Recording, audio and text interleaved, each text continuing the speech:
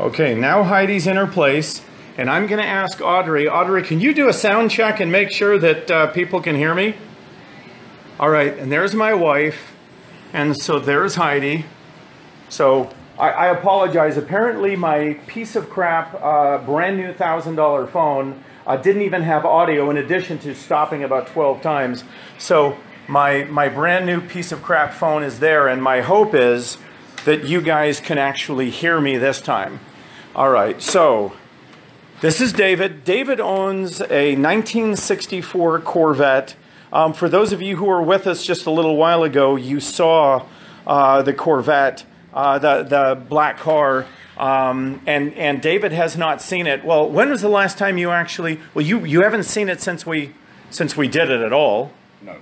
And now, what year do you think the paint job was on that car? I believe it late 60s, early 70s, not really sure. Okay, so you figure if it was early 70s, that's still 40-some, 40, 45 years ago. Okay, so David and I have just been talking a little bit, and we've been sort of going over a little bit of paperwork, but, like some of the cost of well, we had big things. So, David, we've talked. What were the things that we were able to save on your car? The body, basically the body. The body, the main portion of the chassis, yeah, and the windshield and some of the interior. Outstanding. Hey, John, Barry, glad you guys can hear us. Sorry, it was an absolute nightmare dealing with that phone. And I put that phone into the airplane mode. You know what that means, where you basically chuck it across the room, it goes flying. So, yeah, and you understand why now. That phone is my nightmare. All right, so this is David. He brought us a 1964 Corvette that belonged to your father-in-law. Correct. And he raced it. Yes. And when you brought it in here, was the original motor still in it? No. Why? I don't know. I assume he blew it up and put a new one in. That's all I know. Yeah, he blew it up, okay? He blew up the engine, blew up the transmission. The differential was nothing but hamburger. It, of course, was the four-wheel drum brake car. So you didn't want a drum brake car back, did you? No, I did not. Okay, so you wanted a disc brake, power disc brake, power steering, running driving car. And what did it look like the day you brought it in here? Really, really dirty. Of course, it'd been in storage. Hadn't seen light of day for 12 to 14 years. Right. In my opinion, it didn't look really good. Had a few scratches on it. Yeah, it's kind of concealing itself because it was so dusty and dirty. But I know it did have some scratches on it. Okay, those are the acorns. Notice the quality of the paint. Notice what the paint looked like. That's the front fender. That is, of course, the cowl panel. Let me flip through. There's the bottom of the hood. There's the other side of the engine. So you can see this was a fairly rough-looking car, but the door panels. You wanted to keep the door panels in the seats, right? Yes. Okay, because they were kind of cool, and your father-in-law did them. So let's walk out and see your car. So let me tell you folks what we did. We, and when I say we, I mean it was the whole crew here. Chris Taffner was instrumental in saving the paint and really doing most of the basic assembly work, rebuilding the headlights, rewiring the entire car, gutting the interior, replacing the carpets. Chris Prentice, so this was the Chris car because Chris Prentice did the engine, the transmission, the carburetor, the differential, the steering, the suspension, the brakes, everything, body mount bushings. So here's David, and David's tall. So we're gonna take a look at David coming out to see what is now the ninth. Brand new. Does that look like the car you dropped off? No. And that's the same paint? That's the same paint. Well, I mean, obviously it took a little bit of work to make your paint do this, but what is your, because let me explain something. I haven't give David the final bill yet because we did go over budget. We ended up just having to do so many more things to it that we did not hit the budget. But David, I want you to look, and we'll do that off camera when we're done. What do you think of the look of the car overall? Looks great. Looks like a brand new car. Looks just a little bit different than it did. Now, take a look at the posture, because you remember you wanted the side exhaust. Yeah. You wanted the Riddler wheels with the 5-spoke look. Obviously, you wanted the interior redone, but save your seats, and so we rebuilt the seats using your covers, but redid the frames and the foams. Rebuilt the gauges, rebuilt the clock, and hang on, let's see, what time is it? Notice the time. So it's keeping good time. The radio works, the vents work. Do you think your wife will be happy with this car? Oh, that's right. Now, this was actually your wife's father's car. Yeah. And do you know how many years he raced it? No. I mean, I really don't. it was... I think probably 3 or 4 or 5. I really don't know. Okay. Now, I want you to go ahead and pop the hood, if you would. So yeah, take a look. This car just, you know, for a car that, what? How many months ago did you bring it here? Has it been 6 months? Was it less than that? End of February, I believe. Okay, so March, April, May, June, July, August. So basically, yeah, about 5.5, 6 months. Now take a look, because you remember the engine bay before. Oh yeah. And now take a look at your engine bay. This is, of course, your power brakes, your power steering, all original 1964 engine. So basically, this isn't just a replacement engine. This is a numbers matching 1964 Corvette drivetrain, right down to the fan, the exhaust, the intake, the carburetor, the air cleaner, everything. So, Looks fantastic. Looks really good. yeah, and it runs good too. Looks really good. Okay, so what we're going to do is we're going to go ahead and take this out for a test drive. We're going to put the top up, you know, this is something we actually had a lot of problems with. You can see how big the wheel and tire combination is. Obviously, we've gone from a 5-inch wide wheel, which was stock on this particular car, and we went to a 7-inch, 17 by 7. But let me try and give you guys a real good perspective of what the car looks like to see the whole car. So that, my friends, is an absolutely gorgeous 1964 resurrected from the dead Corvette Roadster. And hang on, let me see if I can find you Chris Taffner. I just want to introduce you to a guy. Hey, Chris Taffner, where are you? Hang on, he looks a little bit like Olivia Newton-John. Don't say anything. Because every time I see him, I think he wants to get physical. You know, where are you, Chris? Okay, well, here, guess what Chris is doing? Where's your headband? I took it off. I don't want to be on Facebook with my headband on. I love your headband. So right now you can see Chris is doing the last of the detail work on a 63 split window. But come on over here and say hi to Dave. So Chris is the guy that really did most of all of the finish work. He sort of brought the paint back to life. He did the wiring, a lot of the gauge work. So, I mean, and there's Mike. Hang on, Mike. Say hi, Mike. Hi, Mike. Okay, that's Mike, and he actually, you know, Mike is really the lead for these sorts of efforts. But David, this is Chris. Chris, this is David. Nice to meet you. So, Excellent. yeah. Yeah, did you expect the paint to really come back anywhere like this? Did you expect the car to look like this when you were done? Well, kind of. I've watched your show for a long time. So But no, I really didn't. Okay, if you hadn't watched our show, if you had brought this car to a shop, would you have expected it to come back looking like this? No, but that was a full painted restoration. Okay, so only because you saw the show did you sort of have an expectation that we would do this. But I got to tell you, what I didn't actually expect it to come out this nice. Did you, Chris? No, I didn't.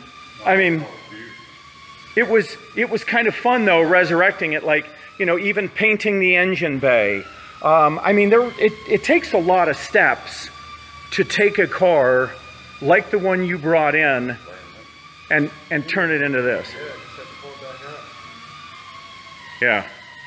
So I'm very proud of the crew here, and in all reality, I'm very proud of the fact that, you know, what you brought in was not exactly presentable, was not exactly nice, right? It was filthy, it was covered in cobwebs, it looked bad, it hadn't run in you know, I don't know how long. You say it actually started and ran 12 years ago, but Somewhere in the neighborhood of 12 to 13 years ago. okay.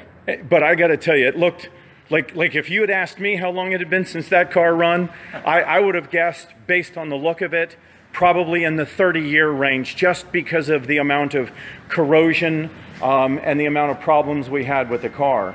But at this point, and I mean, there are a few small paint blemishes, but for the most part, if you told someone you just had this painted, you think they'd believe you?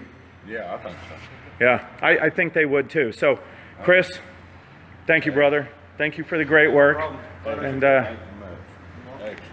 all right, so we're going to take it out for a drive now. I'm going to say it, David. Any parting words? What do you think? Your wife? Oh, she'll be happy. My mother-in-law will be happy. Now, your father-in-law is no longer with you, right? But your mother-in-law now. So does she remember this car? Oh yeah. Does she remember it when it was new? Oh yeah. Okay, so I think she'll have flashbacks of very close to the day that this car was new. Oh, I think so. Yeah. All right. So we're going to go drive the car, and we will be back to you guys in just a little bit. Test drive. What do you think of the test drive, David? Very enjoyable. I like it. Now, you drove this car before. What did you think about it when you drove this car, you know, in the last millennium or whenever it was? I didn't want it. You didn't want it. Why? Oh, no power steering. You'd have to turn the wheel at least 90 degrees before it even start to turn. Right. It rode like an absolute joke wagon, if anybody knows what that means. Just terrible riding. Okay, and today, what was your experience like? Oh, it's super. Really nice.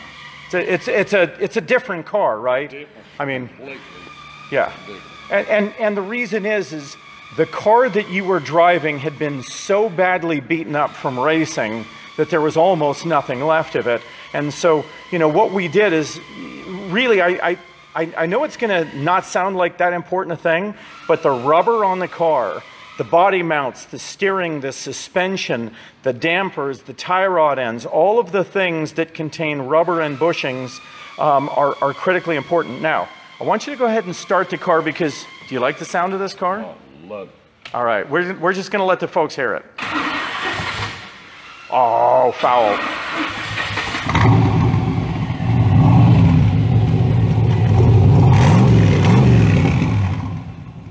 Is that not a sexy sound?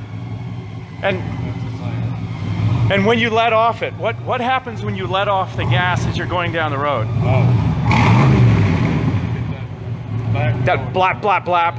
Oh, folks, it is about the sexiest sound you will ever hear when going down the road, is that little bit of the back feed as the valves are basically overlapping and you get that blapping coming through the motor. It is just incredibly sexy. And what you said something about it. Do you remember the words that you used about the sound? Oh, great. I don't know what I said, but it's all right. It's great. What you said was it could not have been more perfect. No, it couldn't sound any better. Yeah. So the sound of this thing, you know, so even though we got the radio working, and go ahead and turn it on. Now it's on AM right now. So yep, rock it up now. Go ahead and turn up the. Eliminate treat them with sprays for your shoes and So even though we've got the radio working, guess what you're going to want to listen to over the radio most of the time? I'm gonna want to listen to this car. You want to listen to that because that sounds amazing.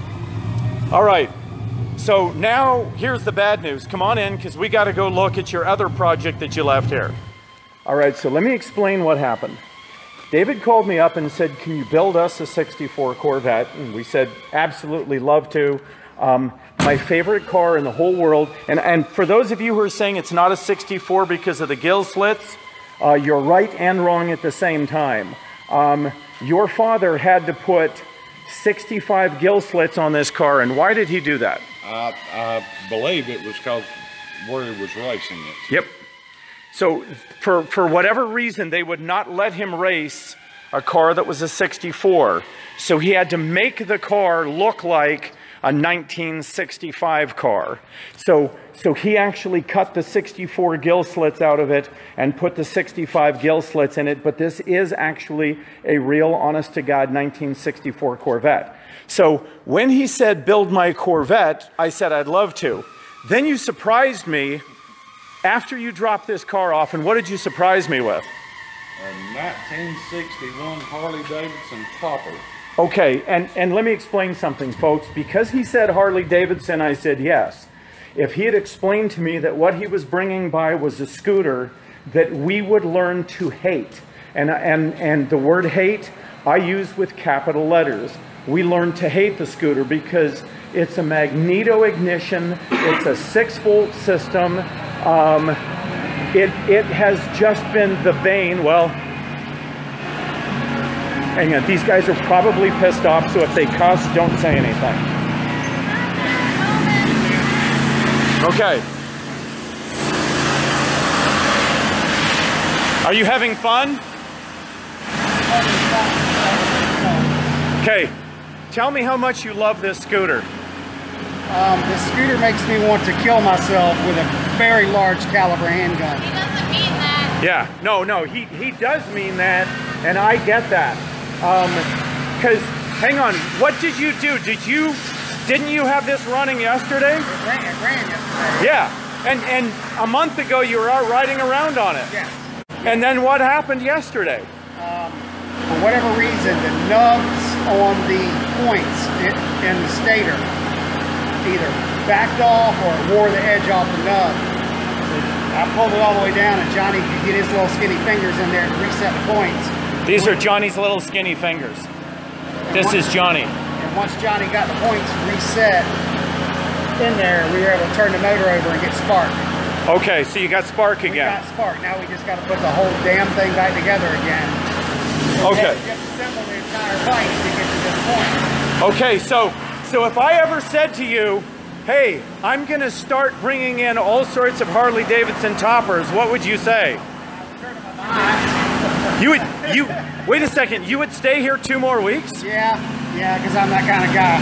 Okay, but he would leave, and I would too. So our days of Harley-Davidson toppers are done. What do you think, Johnny? Is this a fun thing to work on? Definitely different. Yeah. So what this, obviously this is the pull start mechanism.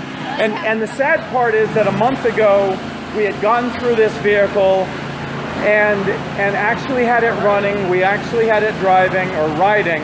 But I told David at the time that it didn't run well, it didn't ride well. And quite honestly, you'd have to throw a bunch more money at it to make it really good. And ultimately, just a little Queertron ran through the system and suddenly the ignition stopped. And yesterday, in making sure it was ready for David to come pick it up, it took a crap on us. I mean, a great big warm brown pile of poo right on the ground. And here's David. You wanted to ride this today, didn't you? I kind of did. Yeah, so how long has it been since you rode this thing? I've never rode it. You've never ridden it? Whoa, wait a second. He's never ridden it. I've never rode it. Why have you never ridden this, David? I've never had it running. My father-in-law had it for I don't know, somewhere in the neighborhood of 15, 20 years. And they never could get it running. Okay, so 15 or 20 years of trying, and they never got it running. So I don't feel so bad today because we have busted knuckles and cussed a lot over this vehicle. So we'll come back to you in a little bit if we get this thing running, because I think the guys are actually onto it at this point. But it's been fun. Now, Audrey, do you want to bring in more choppers? Have you had fun with this? Yeah. Huh? It's the one that ripped my pants like day it came in. You ripped your pants on it? Yeah. Yes, so her pants fell off. Her pants. Now, it has nothing to do with the fact that she has no bum. She's not going to let us see that. But, so it doesn't have anything to do with that. It has to... I'm just kidding. I'm just kidding. So, she ripped her pants. Yeah, we have all cussed this vehicle. We'll be back in touch when we get this thing running, and you'll actually hopefully see it go around the block. Later. Okay, so this is what we were hoping for. That's me. Doing a whopping 10. So you want to try and drive it? Oh, we stalled. Hang on. So we're live. So go ahead and let me put it back in the start position. Now, have we said that this is not a fun machine to start? Okay. So go ahead and...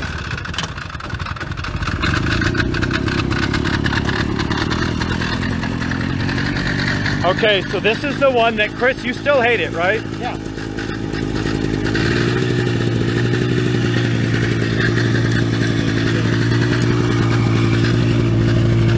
Chris, do what you did, whatever. Let off of the gas, bring down.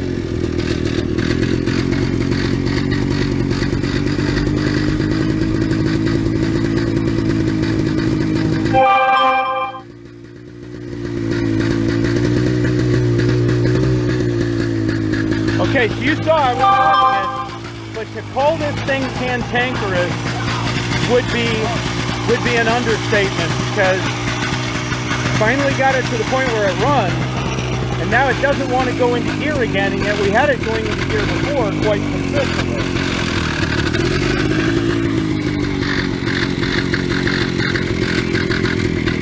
It's that little lever, that little tiny lever is kicking our butt right now. Okay, all right, we got the lever engaged.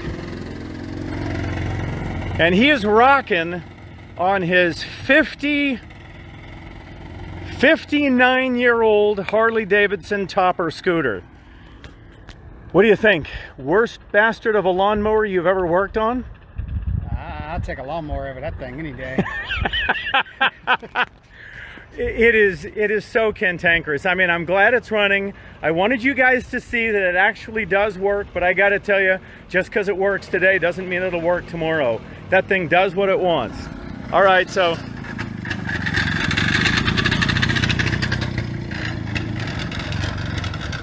And you guys notice it sounds like there's gravel in the transmission.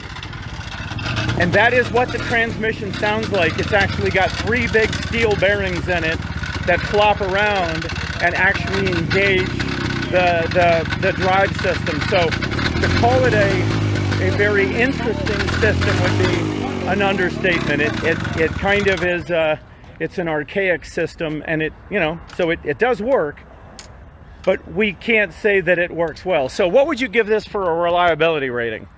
Out of 100 points, meaning it does it every time you want, and a 0 means never. I would say it's in the 10%.